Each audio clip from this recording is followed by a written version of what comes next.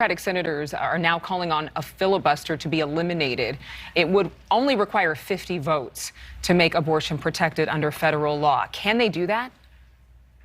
You know, at this point, we don't think they can do that. You know, there's just simply too close of a margin in the Senate. And we don't know how Democratic Senators Joe Manchin and Kristen Sinema, Adrienne, who have been so opposed to, the abolishing the filibuster, how they would essentially feel about this. So, you know, right now it's very touch and go with this situation. However, from a campaign perspective, and it's not lost on us that this is all happening just months before a major midterm election here in the United States. You are hearing Democratic Senate candidates calling for that filibuster to be abolished. So it's something you're hearing really right now from Democrats. And I think this could signal a major campaign message for Democrats going forward. So what are the consequences of this kind of leak, never before seen in modern history?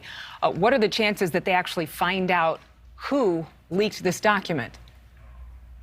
You know, I think there's going to be speculation as to who leaked this document. I think there's going to be, you're going to see lots of stories about it. There might be some sort of internal review within the Supreme Court. We do know that the Supreme Court is supposed to be, in practice, non-political. However, the leaking of this document would really tell us otherwise or demonstrate otherwise, that there is some sort of political motivation here within the Supreme Court, not necessarily among the justices, but among, the inner workings of the court and those surrounding the justices. But I think overall, this leak, and I've been hearing this from Republicans and those in support of overturning Roe v. Wade in particular, they're essentially saying, look, this was leaked just before this decision was supposed to be announced, maybe this summer, potentially in June, before a midterm election. So their idea, Republicans' reasoning for this is, this could be potentially some sort of a ploy or a plot to, influence public opinion, and therefore with public opinion influencing the court to maybe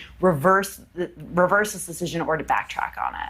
And so with this particular decision, do we actually happen to know when a decision would be finalized on this draft opinion?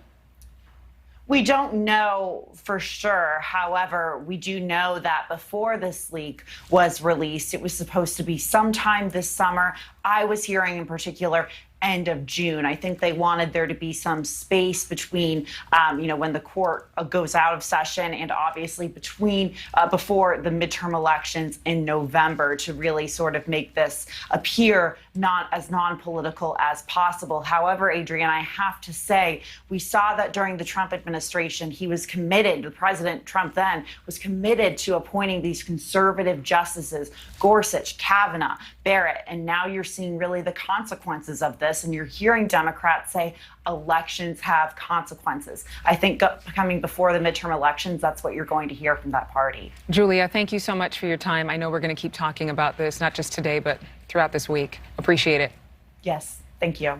Still ahead, we're going to break down the makeup of this. Thank you so much for watching. Make sure to click on the red subscribe button below so you can get more of NewsNation's fact-driven, unbiased coverage.